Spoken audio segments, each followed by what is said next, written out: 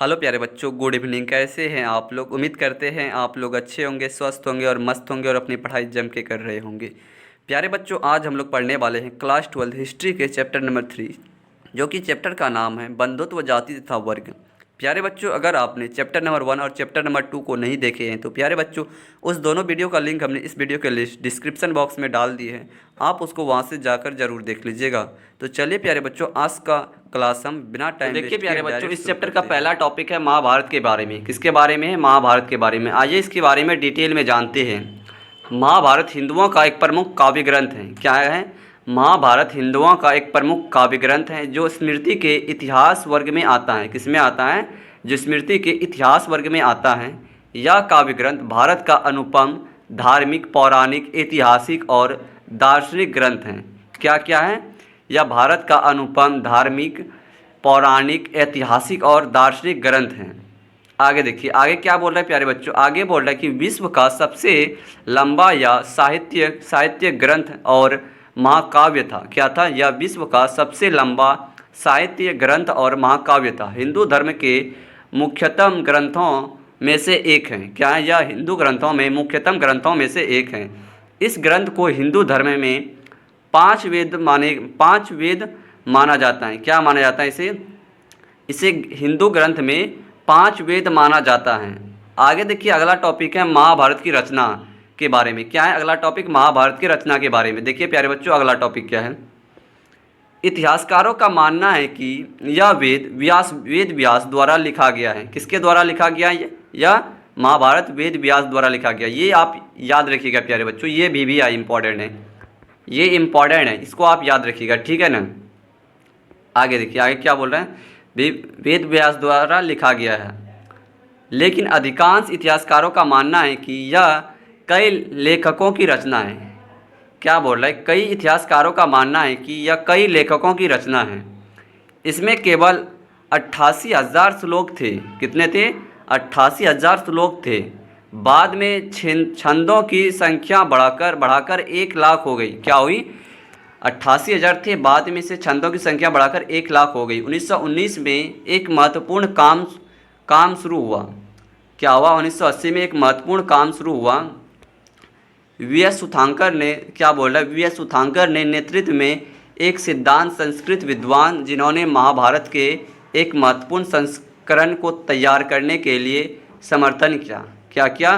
कि वी.एस. सुधांकर के नेतृत्व में एक प्रसिद्ध संस्कृत विद्वान, जिन्हें महाभारत के एक महत्वपूर्ण संस्करण को तैयार करने के लिए समर्थन दिया। महाभारत का पूरा नाम जय संहिता था। क्या था महाभारत का पूरा नाम? ये आप याद रखिएगा कि महाभारत का पूरा नाम जय संहिता था। महाभारत की रचना 1000 वर्ष तक होती रही। कितने वर्षों तक महाभारत की रचना होती रही प्यारे बच्चों? ये 1000 वर्षों तक होती रही। लगभग 500 BC महाभारत से उस समय के समाज की स्थिति तथा सामाजिक नियमों के बारे में जानकारी मिलती है। क्या मिलती है? महाभारत के उस समय के समाज की स्थिति तथा सामाजिक नियमों के बारे में जानकारी मिलती है। तो ये था प्यारे बच्चों महाभारत की रचना के बारे में। आगे देखते हैं, महाभारत में समालोचनात्मक संस्करण के बारे में पढ़ते हैं। क्या बोल रहा है? महाभारत का समालोचनात्मक संस्करण के बारे में देखते हैं। 1919 में संस्कृत भाषा के एक महान विद्वान, जिनका नाम वी.एस. सुधांकर थे, इनके नेतृत्व में एक बहुत महत्वाकांक्षी परियोजना की शुरुआत हुई। क्या हुआ? कि 1919 में संस्कृत भाषा के एक महत्वाकांक्षी विद्वान थे, जिनका नाम था वी.एस. सुधांकर था। इसके नेतृत्व में एक बहुत महत्वाकांक्षी परियोजना का शुरुआत हुई। आगे देखिए, आगे क्या बोल रहे हैं? इस परियोजना का उद्देश्य था कि महाभारत नामक महाकाव्य की विभिन्न जगहों से प्राप्त विभिन्न पांडुलिपियों को इकट्ठा करके एक किताब का रूप देना। क्या था इसका काम? कि महाभारत नामक महान महाकाव्य की विभिन्न जगहों से प्राप्त विभिन्न पांडुलिपियों को इकट्ठा करके एक किताब का रूप देना। बहुत सारे बड़े बड़े विद्वान ने मिलकर महाभारत का समालोचनात्मक संस्करण तैयार करने की जिम्मेदारी उठाई। क्या की? कि बहुत सारे बड़े बड़े विद्वानों ने मिलकर महाभारत का समालोचनात्मक संस्करण तैयार करने की जिम्मेदारी उठाई। विद्वानों ने सभी पांडुलिपियों में पाए गए श्लोकों की तुलना करने का एक तरीका ढूंढ निकाला। विद्वानों ने उन श्लोकों को चुना और जो लगभग सभी पांडुलिपियों में लिखे हुए थे, इन सब का प्रकाशन लगभग 13,000 प्रश्नों में फैले उनके ग्रंथ खंडों में हुआ। इस परियोजना को पूरा करने में 47 साल लगे। कितने साल लगे थे प्यारे बच्चों? 47 साल लगे। इस पूरी प्रक्रिया में दो मुख्य बातें थी। क्या थी? इस प्रक्रिया में दो बातें विशेष रूप से उभर कर आई। देखते हैं दोनों बातें क्या थी। संस्कृत के कई पाठों के अंश में समानता थी। क्या थी? संस्कृत के कई पाठों के अंशों में समानता थी। यह इस बात से ही स्पष्ट होता है कि समूचे उपमहाद्वीपों में उत्तर के कश्मीर और नेपाल से लेकर दक्षिण के केरल और तमिलनाडु तक सभी पांडुलिपियों में यह एक समानता देखने में आई। तो पहला था यही, पहला विशेषता था। दूसरा विशेषता था क्या? एक सेकेंड। दूसरा विशेषता था कि कुछ शताब्दियों के दौरान एक महाभारत के प्रेषण में अनेक क्षत्र प्रभेद उभरकर सामने आए। क्या हुआ? कुछ शताब्दियों के दौरान हुए महाभारत के प्रेरणा में अनेक क्षत्रिय प्रभेद उभरकर सामने आए। तो ये था प्यारे बच्चों कि एक सेकेंड, क्या बोल रहा था, इसका टॉपिक क्या था? महाभारत का समालोचनात्मक संस्करण के बारे में। अगला टॉपिक है हम सबका कि बंधुत्व एवं विवाह के बारे में। देखते हैं बंधुत्व में पहला टॉपिक है परिवार के बारे में। देखते हैं परिवार के बारे में। परिवार समाज का महत्वपूर्ण संस्था थी। क्या थी? परिवार समाज की एक महत्वपूर्ण संस्था थी। एक ही परिवार के लोग भोजन मिल बांट कर करते थे। परिवार के लोग संसाधनों का प्रयोग मिल बांट के करते थे। परिवार के लोग एक साथ रहते थे। आगे देखिए, आगे क्या बोल रहा है? आगे बोल रहा है कि परिवार के लोग एक साथ मिलकर पूजा पाठ करते थे। कुछ समाजों में चचेरा और ममेरा भाई बहनों को भी खून का रिश्ता माना जाता था। तो ये था परिवार का स्थिति। परिवार में कैसे मिलजुल कर सब कोई रहता था, उसका था डिफिनेशन। और दूसरा है क्या? पितृवंशिकता। क्या है? पितृवंशिकता के बारे में। पितृवंशिकता से अभिप्राय है कि पिता की मृत्यु के बाद उसके संसाधनों का हकदार उसका पुत्र का है। क्या है? पितृसत्तात्मक से अभिप्राय है कि पिता की मृत्यु के बाद उसके संसाधनों का हकदार उसका पुत्र का है। इससे पितृवंश व्यवस्था करते हैं। क्या करते? इसे पितृवंशिक व्यवस्था कहते हैं। आगे देखिए, आगे क्या बोल रहे हैं? परंतु राजा की मृत्यु के बाद उसका सिंहासन उसके पुत्र को सौंप दिया जाता है तथा कभी पुत्र ना होने पर संबंधित भाई को उत्तराधिकारी बनाया जाता था। तो ये था प्यारे बच्चों परिवार के और पितृसत्तात्मक के बारे में। अगला टॉपिक है कि किसके बारे में? विवाह के नियम देखते हैं कि विवाह के नियम किस प्रकार के थे। ब्राह्मणों ने समाज के लिए एक विस्तृत आचार संहिता तैयार की। क्या की? ब्राह्मणों ने समाज के लिए एक विस्तृत आचार संहिता तैयार की। लगभग 5000 ईसा पूर्व से इन मानदंडों का संकलन धर्मसूत्रों व धर्मशास्त्रों नामक संस्कृत ग्रंथों में किया गया है। इनसे सबसे महत्वपूर्ण मनुस्मृति थी। क्या थी? सबसे महत्वपूर्ण क्या थी? मनुस्मृति थी, जिसका संकलन 2000 ईसा पूर्व से 2000 ईस्वी के बीच किया गया था। मनुस्मृति का संकलन कब किया गया था प्यारे बच्चों? 2000 ईसा पूर्व से 2000 ईस्वी के बीच किया गया था। आगे देखिए, आगे क्या बोल रहे हैं? दिलचस्प बात यह है कि धर्मसूत्र व धर्मशास्त्र विवाह के 8 प्रकार को अपनी स्वीकृत देती थी। क्या करते थे? कि दिलचस्प बातें यह है कि धर्मसूत्र व धर्मशास्त्र विवाह के 8 प्रकारों को अपनी स्वीकृत देती थी। इनमें से पहले 4 उत्तम माने जाते हैं और बाकियों को निंदित माना जाता है या माना गया है। स्वभावतः यह विवाह पद्धतियों उन लोगों से प्रचलित थी जो ब्राह्मणीय नियमों को अस्वीकार करते थे। तो ये था प्यारे बच्चों, क्या बोल रहा था? विवाह के नियम के बारे में। अगला टॉपिक है कि नोट करके लिख लीजिएगा, इसलिए इम्पॉर्टेंट है कि अंतर्विवाह पद्धति। अंतर्विवाह पद्धति का अर्थ होता है कि गोत्र के अंदर कुल जाति के में विवाह। क्या है? कि गोत्र के अंदर कुल जाति में विवाह, ये है अंतर पद्धति। और बहिर्पद्धति क्या है? कि बहिर्पद्धति का अर्थ होता है कि गोत्र के बाहर के जाति में विवाह। क्या है? बहिर्पद्धति का अंतर बहिर्पद्धति का अर्थ है कि अपने गोत्र से बाहर में विवाह करना। आगे देखिए, आगे क्या बोल रहे कि पितृवंश समाज में पुत्र का बहुत महत्व था। क्या था? पितृवंश समाज में पुत्र का बहुत महत्व था। पुत्री को अकेले अलग प्रकार से देखा जाता था। क्या करता था? पुत्री को अलग प्रकार से देखा जाता था। पुत्री का विवाह गोत्र से बाहर किया जाता था तथा कन्यादान पिता का अहम कर्तव्य माना जाता था। तो ये था। अब देखते हैं गोत्र आखिर क्या होता है। गोत्र देखते हैं क्या है। गोत्र एक ब्राह्मण पद्धति से, क्या बोल रहा है, गोत्र एक ब्राह्मण पद्धति जो लगभग 1000 ईसा पूर्व के बाद प्रचलित में आई। क्या हुआ? गोत्र एक ब्राह्मण पद्धति जो लगभग 1000 ईसा पूर्व प्रचलित में आई। इसके तहत लोगों को गोत्र में वर्जित किया जाता था। प्रत्येक गोत्र एक वैदिक ऋषि के नाम पर होता था। उसके गोत्र के सदस्य ऋषि के वंशज माने जाते थे। क्या होते थे? उसके गोत्र के वंशज ऋषि के वंशज माने जाते थे। नए नगरों का उद्भव हुआ। सामाजिक नियम बदलने लगे। क्रय विक्रय के लिए लोग नगरों में आते थे। विचारों का आदान प्रदान होने लगा। इसलिए प्रारंभिक विश्वासों एवं व्यापार पर प्रश्न लगे। प्रारंभिक विश्वासों एवं व्यवहार पर प्रश्न चिन्ह लगे। इन्हीं को चुनौतियां देने के लिए ब्राह्मणों ने आचार संहिता तैयार की। इसका पालन सभी को करना था। तो ये था प्यारे बच्चों इसका टॉपिक, गोत्र का टॉपिक जो हमने समझा दिए। आगे देखते हैं स्त्री का गोत्र क्या होता था वो देखते हैं।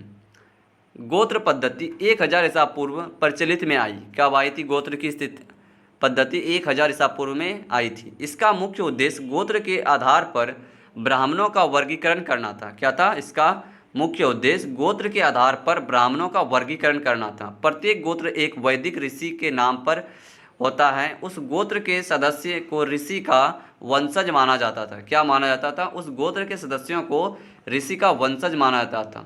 गोत्र के नियम भी थे कुछ। देखते हैं नियम क्या था गोत्र का। गोत्र का पहला नियम यह था कि शादी के बाद स्त्री को पिता की जगह पति का गोत्र अपनाना पड़ता था। क्या अपनाना पड़ता था? कि पिता की जगह पति का गोत्र अपनाना पड़ता था लड़की को। और गोत्र का दूसरा नियम था। गोत्र का दूसरा नियम यह था कि एक ही गोत्र के सदस्य आपस में शादी नहीं कर सकता था। तो ये था दूसरा नियम कि एक ही गोत्र के सदस्य आपस में शादी नहीं कर सकता था।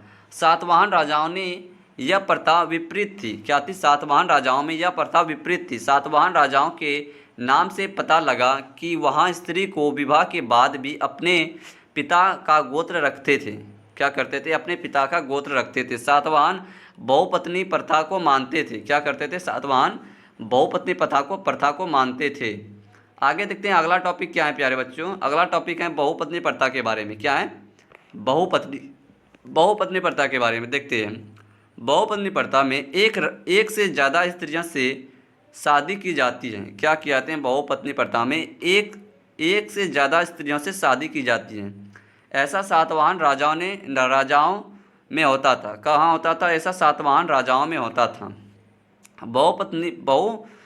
बहुपति प्रथा में एक से अधिक पुरुषों से शादी की जाती है। उदाहरण के लिए द्रौपदी जैसे था। क्या बोल रहा है कि बहुपति प्रथा में एक से अधिक पुरुषों से शादी की जाती थी। जैसे द्रौपदी ने की थी एक से अधिक।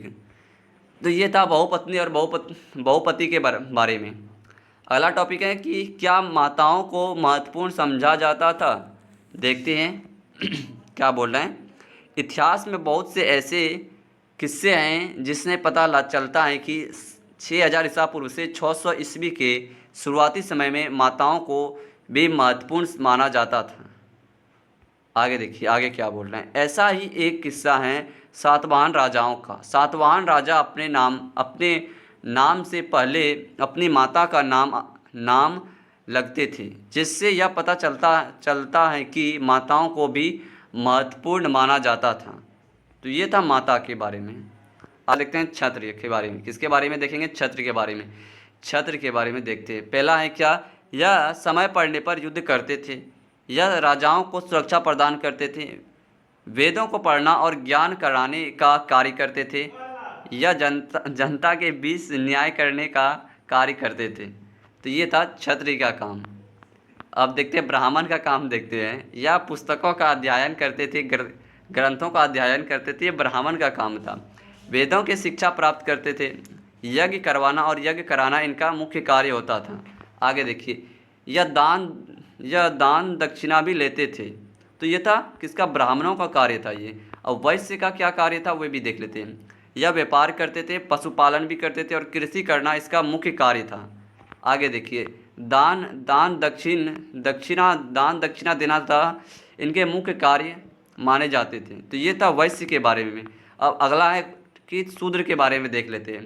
यह तीनों वर्णों की सेवा करने का कार्य करते थे। क्या करते थे शूद्र? जो तीनों वर्ग था उसका सेवा करना इसका मुख्य कार्य होता था। इन तीनों की सेवा करना इसका मुख्य कार्य होता था। इन नियमों का पालन करवाने के लिए ब्राह्मणों ने 2-3 नीतियाँ अपनाई थी। देखते हैं 2-3 नीतियाँ क्या थी। वर्ण व्यवस्था ईश्वरी देन है। क्या है? वर्ण व्यवस्था ईश्वरी देन है। शासकों को प्रेरित करना कि वर्ण व्यवस्था लागू कराएं। जनता को यकीन दिलाना कि उसकी प्रतिष्ठा जन्म पर आधारित है। क्या है? जनता को यकीन दिलाना कि उनकी प्रतिष्ठा जन्म पर आधारित है। तो ये था प्यारे बच्चों वर्ण व्यवस्था के बारे में। किसके बारे में? वर्ण व्यवस्था के बारे में, जो हमने अच्छा से आपको बता दिए। आगे देखते हैं। आगे क्या बोल रहा है? क्या हमेशा क्षत्रिय राजा हो सकते थे या हो सकते हैं? देखते हैं। नहीं, ऐसा नहीं है। क्या हमेशा क्षत्रिय राजा हो सकते हैं? नहीं, यह असत्य है। इस इतिहास में कई ऐसा राजा रहे हैं जो क्षत्रिय नहीं थे।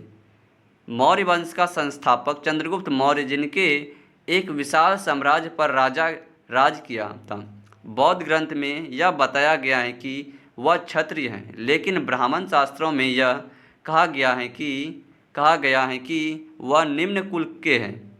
तो ये था। आगे देखिए, शुंग और कवन मौर्य के उत्तराधिकारी थे, जो कि यह माना जाता है कि ब्राह्मण कुल से थे। कौन? शुंग और कवन मौर्य के उत्तराधिकारी थे, जो कि यह माना जाता है कि यह ब्राह्मण कुल से थे। इन उदाहरणों से हमें यह ज्ञात होता है कि राजा कोई भी बन सकता था। इसके लिए यह जरूरी नहीं कि वह क्षत्रिय कुल में पैदा हुआ हो। ताकत और समर्थक ज़्यादा महत्वपूर्ण था राजा बनने के लिए। क्या था महत्वपूर्ण? ताकत और समर्थन। तो ये था। आगे देखिए, अगला टॉपिक है जाति के बारे में। जहाँ वर्ण केवल 4 थे वहीं जातियाँ बहुत सारी थी। क्या थी? जहाँ वर्ण 4 थे प्यारे बच्चों, वहाँ पे जातियाँ बहुत सारी थी। जिन्हें वर्ण में शामिल नहीं किया जिन्हें वर्ण में समाहित नहीं किया, उन्हें जातियों में डाल दिया। जैसे निषाद, स्वर्णकार। जाति कर्म के अनुसार बनती है। क्या बोल रहा है? जाति कर्म के अनुसार बनती है। कुछ लोग दूसरे जीविका को अपना लेते थे। क्या करते थे? कुछ लोग दूसरे जीविका को अपना लेते थे। तो ये था जाति के बारे में। और आगे है 4 वर्गों में परे अधीनता और संघर्ष। देखते हैं। ब्राह्मणों के द्वारा बनाई गई वर्ण व्यवस्था से कुछ लोगों को बाहर रखा गया। क्या किया गया? ब्राह्मणों के द्वारा बनाई गई वर्ण व्यवस्था से कुछ लोगों को बाहर रखा गया। उन्होंने कुछ वर्णों को अस्पृश्यता घोषित किया गया। ब्राह्मण अनुष्ठान को पवित्र काम मानते थे। ब्राह्मण अस्पृश्यता से भोजन स्वीकार नहीं करते थे। कुछ काम दूषित माने जाते थे, जैसे कि शव का अंतिम संस्कार करना और मृत जानवरों को छूना। इन कामों को करने वालों को चंडाल कहा जाता था। चंडालों को छूना और देखना भी पाप समझे जाते थे। तो ये था इसके बारे में कि चारों वर्णों के परे अधीनता और संघर्ष के बारे में। अब देखते हैं स्मृति के अनुसार समाज में चंडालों की स्थिति क्या थी। देखते हैं। समाज में चंडालों को सबसे नीचा समझा जाता था और इनका मुख्य काम शवों को और मृत पशुओं को दफनाने का था। गांव से बाहर रहता था। फेंके हुए बर्तन का प्रयोग करते थे ये। और मृतकों लोगों के कपड़े पहनते थे ये। मृत लोगों के कपड़े पहनते थे। मृत लोगों के आभूषण पहनना। रात में गांव नगरों में चलने की मना था इसका। आगे देखते हैं। अस्पृश्यता को सड़कों पर चलते हुए कतार बजाना पड़ता था। क्या कतार इनसे घंटी के जैसा आता है प्यारे बच्चों, इस तरह होता है, बेल जैसा, घंटी के जैसा इस तरह इसको ये बजाना पड़ता था ताकि दूसरे दूसरे उन्हें देखने से बच सके। तो ये था चंडाल का स्थिति। आगे देखिए, अगला है कि संसाधन की प्रतिष्ठा। आर्थिक संबंधों से अध्ययन से पता लगा कि दास, भूमिहीन, खेतिहर मजदूर, मछुआरे, पशुपालन, कृषि, मुखिया, शिकार, शिल्पकार, वर्णिक, राजा आदि सभी का सामाजिक स्थान इस बात पर निर्भर करता था कि आर्थिक संसाधनों पर उनका नियंत्रण था। किस पर था? आर्थिक संसाधनों पर नियंत्रण था। आगे देखिए, मनुस्मृति के अनुसार पिता की मृत्यु के बाद उनकी संपत्ति पुत्र में बांट दी जाती थी। क्या करती थी? पिता की मृत्यु के बाद उनकी संपत्ति पुत्र में बांट दी जाती थी। ज्येष्ठ पुत्र को विशेष हिस्सा दिया जाता था। किसको? ज्येष्ठ पुरुष, जो कि बड़ा बेटा होता था, उसको ज़्यादा हिस्सा दिया जाता था। विवाह के दौरान मिले उपहार पर स्त्री का अधिकार होता था। किस पर? विवाह के समय मिले उपहार पर स्त्री का अधिकार होता था। यह संपत्ति उसकी संतान को विरासत में मिलती थी, पति का उस पर अधिकार नहीं था। स्त्री पति की आज्ञा के बिना गुप्त धन संचय नहीं कर सकती थी। उच्च वर्ग की औरत संसाधनों पर अधिकार रखती थी। आगे देखिए, तो ये था प्यारे बच्चों, ये मनुस्मृति के अनुसार स्त्री की संपत्ति के बारे में। अब देखते हैं पुरुषों के लिए इस मनुस्मृति में कहती हैं कि धन अर्जित करने के 7 तरीके थे। किसमें कही है? मनुस्मृति में कहा गया है कि पुरुषों धन अर्जित करने के 7 तरीके थे पुरुषों का। पहला था विरासत, विरासत में जो मिल गया वही है खरीदारी। दूसरा है खरीदारी। तीसरा था कि वर्जित करना। चौथा क्या है? चौथा है निवेश करना। पाँचवा है खोज करना। पाँचवा छठा है कार्य करना। और सातवां है सज्जनों द्वारा भेंट को स्वीकार करना। तो ये था कि पुरुषों के लिए मनुस्मृति धन अर्जित करने के 7 तरीके, तो सातों बता दी। स्त्रियों के लिए संपत्ति अर्जित करने के 6 तरीके थे। वैवाहिक अग्नि के क्या बोला? वैवाहिक अग्नि के सामने और वधूगमन के समय मिले भेंट, स्नेह के प्रतीक के रूप में मिले भेंट और माता द्वारा दिए गए उपहार। तो ये था। और क्या था? भ्राता द्वारा दिए गए उपहार, पिता द्वारा दिए गए उपहार। ये था स्त्रियों के लिए संपत्ति अर्जित करने का 6 तरीके। आगे देखिए, वर्ण एवं संपत्ति के अधिकार क्या था? वर्ण एवं संपत्ति का अधिकार। शूद्र के लिए केवल एक जीविका थी, सेवा करना, लेकिन उच्च वर्गों में पुरुषों के लिए अधिक संभावना थी। ब्राह्मण और क्षत्रिय धन्य व्यक्ति थे। क्या थे? ब्राह्मण और क्षत्रिय धन्य व्यक्ति थे। बौद्धों ने ब्राह्मण वर्ण व्यवस्था की आलोचना की। किसने की थी? बौद्धों ने ब्राह्मण व्यवस्था की आलोचना की। बौद्धों ने जन्म के आधार पर सामाजिक प्रतिष्ठा को स्वीकार नहीं किया। क्या किया? बौद्धों ने सामाजिक प्रतिष्ठा को स्वीकार नहीं किया। तो ये था वर्ण एवं संपत्ति के अधिकार के बारे में। आगे साहित्य स्रोतों का इस्तेमाल। क्या है? साहित्य स्रोतों का इस्तेमाल है। देखते, किसी भी ग्रंथ का विश्लेषण करते समय इतिहासकार कई पहलुओं का अध्ययन रखते हैं। क्या करते हैं? किसी भी ग्रंथ का विश्लेषण करते समय इतिहासकार कई पहलुओं का अध्ययन करते हैं। पहला करता है भाषा, साधारण भाषा या विशेष भाषा। ग्रंथ का प्रकार, मंत्र या कथा।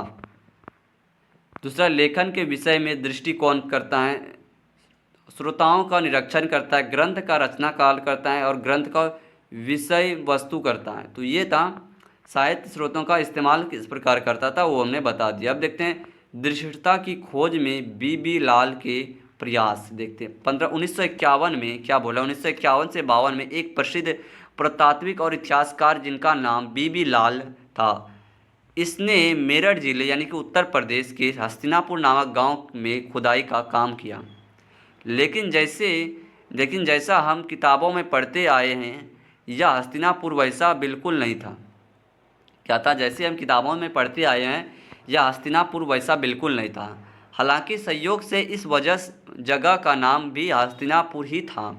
बीबी लाल जी को यहाँ की आबादी के कुछ सबूत मिले। क्या मिले, यहाँ की आबादी के कुछ सबूत मिले। बीबी लाल ने बताया कि जिस जगह खुदाई की गई वहाँ से मिट्टी की बनी दीवारों और कच्ची ईंटों के अलावा कोई भी चीज़ नहीं मिला। क्या मिला?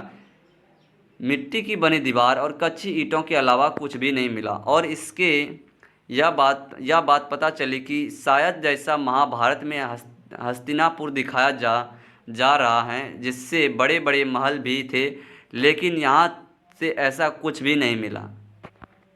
आगे देखिए, आगे हम महाभारत एवं गतिशील ग्रंथ कैसे। महाभारत एक गतिशील ग्रंथ है क्योंकि यह हजारों सालों तक लिखा गया। इसमें कई सारे परिवर्तन पिछले कई सालों में आए हैं। इसका अनुवादक भी कई सारी भाषाओं में अलग अलग हुआ है। इसमें कई सारे श्लोक हैं और यह दुनिया का सबसे बड़ा महाकाव्य है। तो प्यारे बच्चों, चैप्टर नंबर 3 हमने ख़त्म कर दिए हैं, जो कि हमने आपको बता दिए हैं। प्यारे बच्चों, अगर वीडियो थोड़ा सा भी अच्छा लगा है तो चैनल को सब्सक्राइब जरूर करिएगा। मिलते हैं इसी तरह के दूसरे वीडियो में, तब तक के लिए जय हिंद, वंदे मातरम, बाय बाय।